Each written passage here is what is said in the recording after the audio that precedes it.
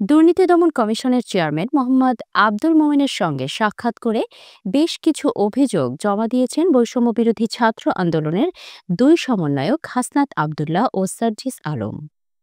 বুধবার 9 এপ্রিল দুপুর পৌনে 1টার দিকে তারা সেগুনবাগিচায় দুদকের প্রধান কার্যালয়ে আসেন। তারা দুদক চেয়ারম্যানের সঙ্গে সাক্ষাৎ শেষে গণমাধ্যমের সঙ্গে কথা বলেন হাসনাত আবদুল্লাহ ও সার্জিস আলম। হাসনাত আবদুল্লাহ বলেন, আমরা কিছু লিখিত অভিযোগ নিয়ে এসেছিলাম, সেগুলো জমা দিয়েছি। অভিযোগগুলো কনফিডেন্সিয়াল, এই জন্য বলা যাচ্ছে না। দুদকের কার্যক্রম নিয়ে জানতে চাইলে তিনি বলেন, আমি অভিযোগ নিয়ে এসেছি, এগুলো ফলো আপ করব, ফিডব্যাক জানবো, এরপর বলতে পারবো।